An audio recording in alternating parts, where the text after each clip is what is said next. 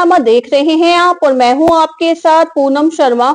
एक व्यक्ति किस तरह दिन रात एक करके पाई पाई जोड़कर अपने भविष्य के लिए कुछ पैसे इकट्ठा करता है, तो सोचिए कैसी बीतती होगी उस पर अगर एक ही झटके में उसकी जो धन राशि उससे छिन जाए। जी हाँ, एक ऐसा ही मामला लेकर आपके समक्ष पहुंचे हैं। आपको बता दें, अंबाला शहर के दुर्गा नगर में रहने वाला एक व्यक्ति जो पिछले 20 साल से मोबाइल इंडस्ट्री में काम कर रहा है और मोबाइल से संबंधित हर प्रकार की उसको जानकारी है, किस प्रकार वो साइबर फ्रॉड का शिकार हो जाता है और लगभग 2,40,000 रुपए की अपनी जमा पूंजी को गवा देता है। तो इस तमाम जानकारी को लेकर आज हम आपके समक्ष हाजिर हुए हैं। तो ये वीडियो हर एक व्यक्ति के लिए बहुत ही जरूरी है, क्योंकि कई बार अनजाने में हम किसी भी तरह के लिंक पर हम क्लिक कर देते हैं। कई बार ऐसे लिंक होते हैं जो आपके रिश्तेदार के द्वारा आपको व्हाट्सएप के थ्रू भेजे जाते हैं, तो आप उस पर विश्वास करते हुए उस लिंक को ओपन कर लेते हैं।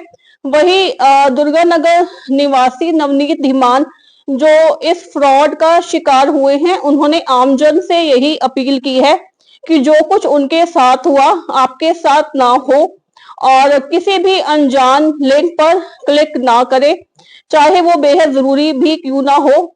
और आप सभी से हमारे चैनल के द्वारा भी यही अपील कि आप सतर्क रहिए और किसी भी लिंक को क्लिक ना कीजिए। और वही प्रशासन से भी नवनीत धीमान ने यही अपील की है कि जिस प्रकार उनकी जमा पूंजी एक झटके में ही उनके पास से चली गई, तो वही प्रशासन से उन्होंने अपील करते हुए कहा है कि उनकी जमा पूंजी उन्हें वापस दिलाई जाए और प्रशासन का उन्होंने पूरा सहयोग मांगा है।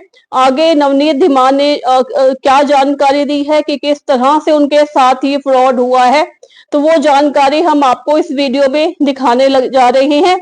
और इस वीडियो को ज्यादा से ज्यादा शेयर जरूर कीजिएगा ताकि ये जानकारी जो है और लोगों तक भी पहुंचे कि किस प्रकार से वो जो है इस फ्रॉड का शिकार हुए थे। नमस्कार मैम, मेरा नाम नवनीत धीमान है। मैं अंबाला सिटी दुर्गा नगर का रहने वाला हूँ। क्या काम करते हैं? मैम मैं प्राइवेट कंपनी में काम करता हूँ, Realme private limited, and as a यहाँ पे ऑडिटर का काम करता हूँ, Punjab state head. Cyber fraud हुआ है आपके साथ, तो क्या बताना चाहेंगे किस तरह से साइबर फ्रॉड हुआ? मैम साइबर फ्रॉड जो मेरे साथ हुआ है, 7 तारीख को मे बी इवनिंग के टाइम पे मेरे पास मेरे किसी फ्रेंड सर्कल से एक आरटीओ चलान के नाम से .apk एप्लीकेशन के नाम पे कोई अपना फाइल आई थी, जिसपे गलती से मैंने क्लिक कर दिया। मतलब मुझे नहीं पता था कि ये साइबर फ्रॉड का कुछ ऑप्शन है, क्योंकि मेरे फ्रेंड सर्कल से आया था। मैं भी उसमें वैलिडिटी दी थी 7/12/2025। तो मैंने वैसे ही चेक करके देख लिया कि ये क्या चीज है।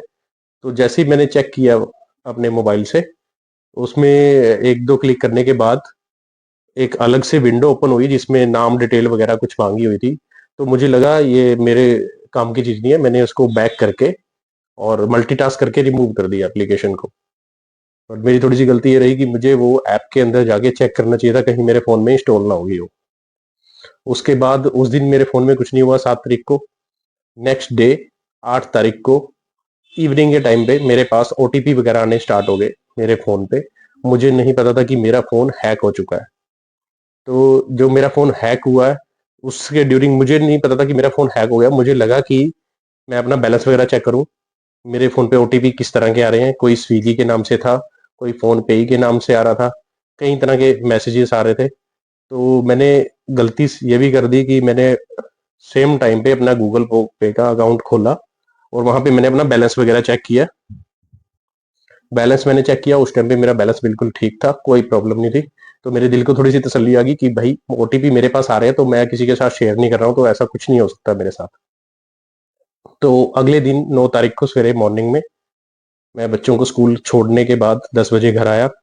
10 से लेके 11 बजे तक की जो ट्रांजेक्शन हुई है, 10 बजे ट्रांजेक्शन ओटीपी मेरे पास आने स्टार्ट हो गए मेरे फोन पे। मेरा फोन पूरा प्रॉपर हैक हो चुका था, पूरा फोन मेरा हैक हो गया।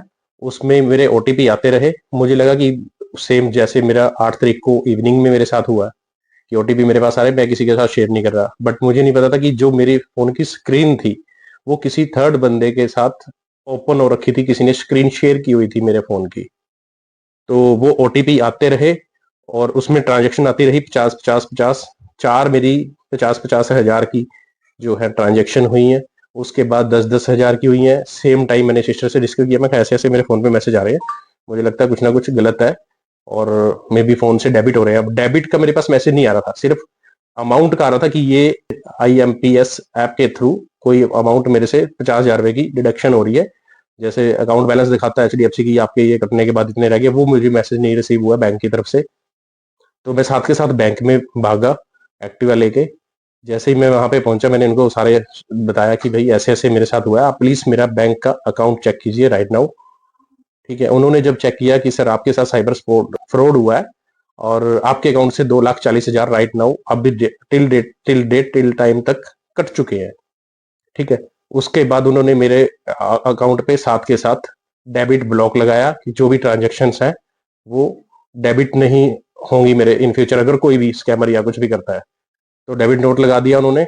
और उसके बाद जो स्कैमर फिर दोबारा ओटीपी भेजता रहा, बट उसके बाद जो भी ट्रांजेक्शन थी वो सारी ट्रांजेक्शन डिक्लाइन होती रही। ये मेरे साथ हुआ मैम। साइबर थाने में आपने इसकी कंप्लेंट दर्ज करवाई? हाँ जी, HDFC को मैंने बोला कि आपके पास मैं राइट नाउ पहुंच चुका हूँ, सेम टाइम पे मैंने एंट्री की है और आपके सामने है सब चीज। जो उनके एग्जीक्यूटिव थे, मिस्टर विपुल थे कोई वहां पे बैठे हुए रिसेप्शन पे, विपुल जी से मैंने बोला कि आप इसके लिए कोई एक्शन ले सकते हो। तो उन्होंने बोला कि सर ये हमारा काम नहीं है, आपकी हमने ये डेबिट नोट ब्लॉक लगा दिया, हमने डेबिट ब्लॉक। तो आप साइबर क्राइम जो ये अपना पुलिस स्टेशन है, पुलिस लाइन में आप वहां पे जाओ, वहां पे अपनी कंप्लेंट लगवाओ, हम जो भी ट्रांजेक्शन वगैरह आईडी है या स्टेटमेंट है हम उनको देंगे, वो हमारे से वेरीफाइड करेंगे। मैंने कहा ठीक है भाई। अब फर्स्ट टाइम मेरे साथ हुआ था, मुझे इतनी नॉलेज नहीं थी। मैं वहां पे गया तो वो बोल रहे कि सर यहाँ पे आपकी कोई कंप्लेंट नहीं लिखी जाएगी, चाहे आप घर बैठ के चाहे बैंक में बैठ के उनसे स्टेटमेंट ले लो, स्टेटमेंट के अकॉर्डिंग अपनी ट्रांजेक्शन वगैरह नोट करवा दो और 1930 पे जो है अपनी कंप्लेंट दर्ज कराओ। तो पहले तो मेरे दिमाग में ये था, बंदा बुखला जाता है मैम जिसके साथ फ्रॉड हुआ हो। ठीक है, पहले तो मैंने सोचा कि मैं जो मेरे क्रेडिट कार्ड है, क्यों मेरा फोन हैक हो चुका था, मैंने यस बैंक क्रेडिट कार्ड और कोटक बैंक और SBI और ये HDFC, इनके सबके क्रेडिट कार्ड अकाउंट और अपने जो 2 अकाउंट और थे वो सभी मैंने डेबिट फ्रीज करवाए, डेबिट ब्लॉक।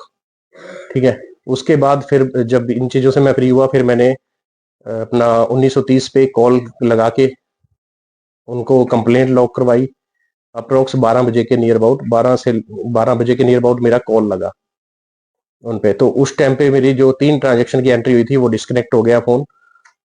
3 की मैंने कंप्लेंट की थी। उसके बाद मैं 4 बजे तक फोन मिलाता रहा यही 1930 पे साइबर क्राइम हेल्पलाइन पे, बट मेरा फोन नहीं लगा। फिर मैंने ऑनलाइन जो इनकी साइबर क्राइम .gov.in इस साइट पे जाके मैंने पोर्टल पे अपनी आईडी बनाई और मैंने घर बैठ के यहाँ पे 3 से मैं स्टार्ट हुआ था, 3 से 4 बजे के बीच में मुझे पूरा प्रोसेस लगा वहां पे एविडेंस देने के लिए, अपनी फोटो आईडी और अपनी ट्रांजेक्शन 8 की 8 ट्रांजेक्शन जो है वो अपडेट करने में। तो 4 बजे मैंने कंप्लेंट लॉक करवाई है अपनी साइबर क्राइम पे। उसके बाद अभी तक जो कोऑर्डिनेट कर रहा हूँ मैं साइबर क्राइम पे, अभी तक कोई भी मतलब मुझे इसका सोल्यूशन मिला और वो बोल रहे हैं कि हम इस पे वर्किंग कर रहे हैं। अभी मेरी प्रशासन से यही है कि जो भी मेरे साथ साइबर फ्रॉड हुआ है तो इसका जल्दी से जल्दी कुछ जो हो सकता है, क्योंकि आपको पता है मैम अब आम आदमी प्राइवेट जॉब करने वाला पैसा जोड़ना बहुत मुश्किल है। ये थोड़ा सा मेरे साथ जो है जो फ्रॉड हुआ है, इस चीज के बारे में मैं बोलना चाहूंगा कि प्रशासन मेरे केस को प्रायोरिटी पे ले और जल्दी से जल्दी कोशिश करे कि पैसा वापस करवाने में मेरी मदद करे। Thank you. आम लोगों को क्या संदेश देना चाहते हैं? आम लोगों को मैं यही संदेश देना चाहता हूँ कि भाई मैं मोबाइल इंडस्ट्री से था। ठीक है, मोबाइल की मुझे सारी हर एक तरह से नॉलेज है। मुझे 20 साल हो चुके हैं मोबाइल इंडस्ट्रीज में। अभी भी मैं पंजाब स्टेट हेड जॉब कर रहा हूँ, inspection inspector auditor, as a auditor. But ये स्कैम मेरे साथ हुआ है, मुझे लगता था कि शायद लोग इसके बारे में अवेयर नहीं है तो हमारे साथ नहीं हो सकता, तो मेरे साथ भी हुआ है। तो आप इस चीज के लिए अवेयर रहें कि कोई भी आपके पास एप्लीकेशन से या कोई भी किसी कार्ड रिलेटेड कुछ बना के एपी डॉट के नाम से कोई एप्लीकेशन वगैरह आए तो आप उसको क्लिक वगैरह ना करें, क्योंकि जो मेरे साथ हुआ है भाई, तो वो किसी के साथ भी हो सकता है।